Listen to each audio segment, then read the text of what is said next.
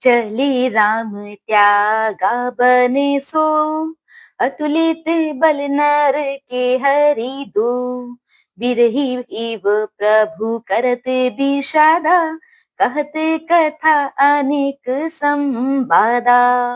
अर्थात श्री रामचंद्र जी ने उस वन को भी छोड़ दिया और वे आगे चले। दोनों भाई अतुलनीय बलवान और मनुष्यों में सिंह के समान हैं। प्रभु विरही की तरह विषाद करते हुए अनेकों कथाएं और संवाद कहते हैं। लक्ष्मण देखो बिपिन कई शोभा, देखत के ही कर मन नहीं क्षोभा। नारी सहित सब खग मृग वृंदा, मानहु मोरी करत हहीं निंदा। अर्थात हे लक्ष्मण, जरा वन की शोभा तो देखो, इसे देखकर किसका मन क्षुब्ध नहीं होगा। पक्षी और पशुओं के समूह सभी स्त्री सहित हैं, मानो वे मेरी निंदा कर रही हैं। हम ही देखी मृग निकरे पराही, मृगिन कहहीं तुम कह भये नाही। तुम आनंद करहु मृग जाए, कंचन मृग खोजन ए आए। अर्थात हमें देखकर जब डर के मारे हिरणों के झुंड भागने लगते हैं, तब हिरनियां उनसे कहती हैं, तुमको भय नहीं है, तुम तो साधारण हिरणों से पैदा हुए हो, अतः तुम आनंद करो।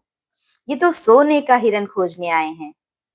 संग लाई करिनी करी लेहि, मानहु मोहि सिखावनु देहि। शास्त्र सुचिंतित पुनि पुनि देखी, भूप सुसेवित बस नहीं लेखी। अर्थात हाथी हथनियों को साथ लगा लेते हैं। वे मानो मुझे शिक्षा देते हैं कि स्त्री को कभी अकेली नहीं छोड़ना चाहिए। भली भांति चिंतन किए हुए शास्त्र को भी बार बार देखते रहना चाहिए। अच्छी तरह सेवा किए हुए भी राजा को वश में नहीं समझना चाहिए। राखी नारी यद्यपि उरे माही, जुबती शास्त्र नृपति बसे नाही।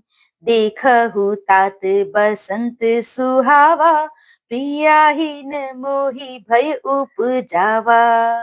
अर्थात और स्त्री को चाहे हृदय में ही क्यों ना रखा जाए, परंतु युवती स्त्री, शास्त्र और राजा किसी के वश में नहीं रहते।